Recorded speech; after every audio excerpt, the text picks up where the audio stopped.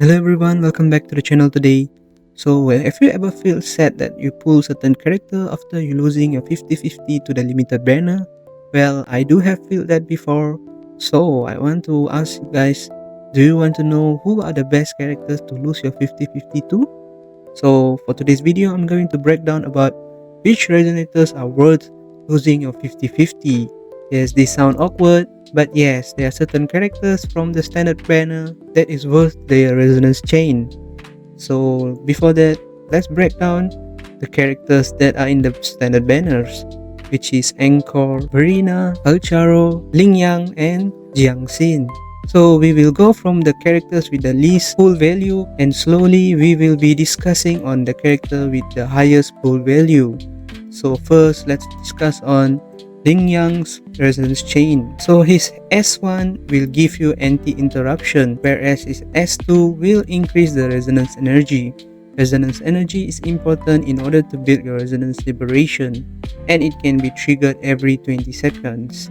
So for his third resonance chain, whenever he uses his resonance liberation, Lion's Vigor, Lingyang's basic attack damage bonus is increased by 20%, and resonance skill damage bonus increased by 10%. So this is a character that mainly focus on basic attack, so most of his resonance chain will be focused around basic attack. So for the first one, if you see a pattern for any standard 5-star or limited character, their fourth sequence always will be helping the team. So for he's a glacier character, so he will give a bonus of 20% for 30 seconds glacier damage bonus for all team members. So if you have Carlotta, he will be a great partner for him together with Zazie. But for that, you have to have him at S4, and his damage is quite bad in my opinion if you compare to other standard characters such as Ankor or Calcharo. So if you have him at S4, then you are good to pair him with your Carlotta to deal the extra 20% bonus damage from his S4. For his S5, he gained a 200% liberation damage bonus, which is extremely high, but for that, you have to have a pretty well built Lingyang. But as far as I know, not many people like his playstyle, and people rarely play him too. There are few content creators that like to play him, but it's very small amount of them. For the last sequence of Lingyang, it again focus on his basic attack damage bonus, which increases by 100%.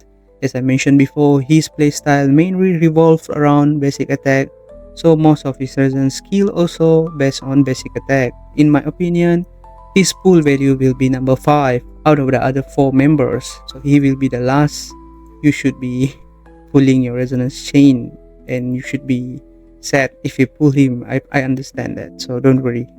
So next, not Calcharo. So for the fourth character will be Jiangxin. Jiangxin is a good support character, even though she do have some damage when she reach S6, but let's break down into S1 first.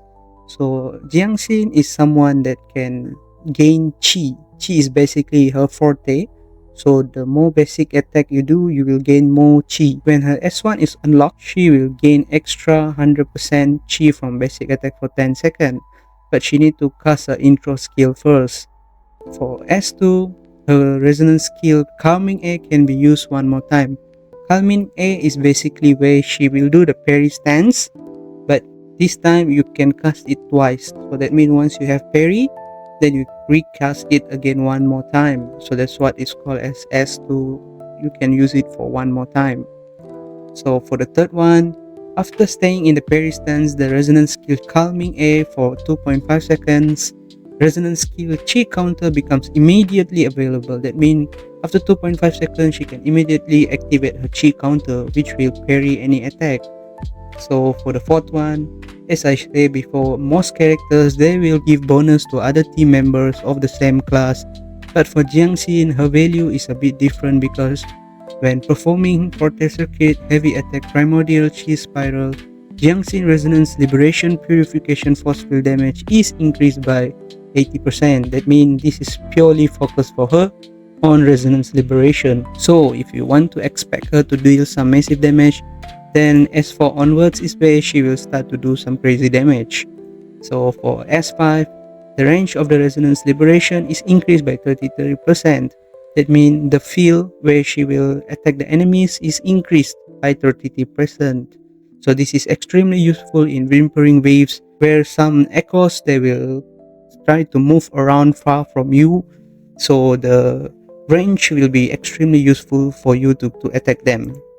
So for the final one, as I said before, her S6 is the main damage unlock potential for her, because as you look her, once her specialty counter is activated, she will deal 556% of her attack, which is considered as heavy attack damage. So most of her damage come from S6. So that's why I say that she has a pull value of number 4 out of the 5 characters. So for character number 3, I will put Calcharo as number 3. Of course, number 2 and 3 is vice versa, depend on the players, because I put him as 3 due to the fact someone need to be extremely skilled to play him due to his rotation and play style. So let's talk about his S1. For his S1, his resonance skill hits a target and it recovers resonance energy. So this will help him to build his resonance liberation slightly faster, but this can only be triggered every 20 seconds. So for his S2, after Calcharo casts intro skill wanted criminal or intro skill necessary means, his resonance skill damage bonus is increased by 30%. This is actually quite good if you ask me, because even at S2 he's already starting to do an extra 30% resonance skill damage. If you don't know his playstyle, you can spam his resonance skill a lot of times, so this is actually beneficial for his gameplay. So for the third sequence, during resonance liberation, his electro damage bonus is increased by 25%.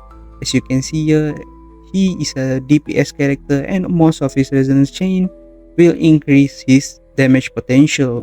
So if you look here, it increases resonance skill, and his S3 will increase his electro damage. And if you go to S4, as I mentioned before, most characters will increase the team members' attack in total. So he will give electro damage bonus. So if you have Xiang Liao, he will be a good pair for him. Xiang Liao, Yinlin, and Calcharo will be a mono electro team for current meta. But if once Augusta has been released, I think you can replace either Yinlin or Calcharo with Augusta. So for the S5, intro skill wanted criminal and intro skill necessary means deal 50% more damage. It's good because his intro skill is a bit different from other characters, because his animation is quite different when you're using his intro skills. So for the last one, he will have coordinated attack. So this could be a bit useful for Jinxie, because Jinxie, as you know, she needs coordinated attacks to build her forte bar. So if you have him at X6, you can pair him with Jinxie and you can have a dual DPS, which is Jinxie and Calcharo quick swap team. And another thing to note is that his Phantom also deals 100% of electro damage, and it is considered as resonance liberation damage. So if you have Yinlin in the team, so Yinlin also does coordinated attack. So Yinlin, Calcharo, and Jinxie will be a triple DPS team that will rotate among themselves in order to deal extra damage. So that's why I think that his ability is mostly focused on the electro team. So he will be in the third position out of the 5 standard characters. So for the last 2 characters, the second character will be Ankor. Of course, as you all know, she is one of my main character that helped me carry through this game. And until today, I'm still using her in Tower of Adversity and Whimpering Waves. So I think that's why I want to put her as 1 originally. But there's one more character that is extremely powerful compared to Ankor. So that's why I put her at S2. So when basic attack hits a target, Ankor's fusion damage bonus is increased by 3% for S1. But you have to see here, it's stacked up to 4 times. That means she can deal up to 12% of basic attack damage just by unlocking the S1. Until today, I'm trying to get a dupe on her, but you know, I'm not lucky with her pulls. I sometimes really wish that I lose the 50-50 to Ankor, but most of the time I lose to Verina, which is also the character I'm going to talk about next, and that is also a good thing if you lose to Verina. So for the second part, Ankor additionally restores 10 resonance energy when casting basic attack, Woolly Strike or resonance skill energetic welcome. So again, this will help you to build your resonance liberation, and if you don't know how a playstyle is, you use your resonance skill, and then after that you use your resonance liberation, then you can spam your resonance skill again. So this will help you to build your resonance liberation quite fast compared to at S0. So for S4, heavy attack Cosmos Rupture increases fusion damage bonus for all team members. So once again, it will be a team effect, and if you have current characters Lupa, Brant or Changli, this will be beneficial for them. You can either skip from one of the three characters and insert Ankor if you have S4 in her resonant chain. This will increase the damage potential of the mono fusion team. And for the fifth one, she will gain extra 1 stack of Lost Lamp every time she deals damage, and it can increase by 25%. Why? Because 5 times 5 is 25%. And sorry, I skipped S5. For S5, the resonance skill damage bonus is increased by 35%. This is a huge damage increase if you ask me, and S6 will be the highest because her basic attack is the main reason she deal damage. So it will give you 25% more attack. So this will be extremely beneficial for damage output. I hope that I can S6 her one day, but after even 1 year of playing, she is still S0 and I'm extremely sad for that. She's my main, and I will be very happy if I lost my 50-50 to Ankor. So that's why I say sometimes losing a 50-50 is not bad if you like certain standard characters. And for the last character, of course, she will dominate number 1 for sure. Support characters are the best characters in any gacha games because their longevity and the way they provide sustain to your team is extremely beneficial. So for Verina, her S1 is outro skill give you a continuous healing effect.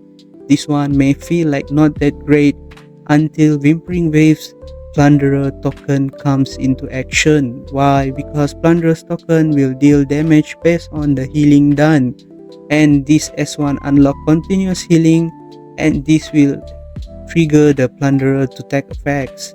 So for the second one is Botany additionally give you photosynthesis energy. So one thing to note is that Verina will build her photosynthesis energy. There will be 4 stacks, but when you use photosynthesis energy, when you use your resonance skill, she will only gain 1. But when you have her at S2, she will gain 2.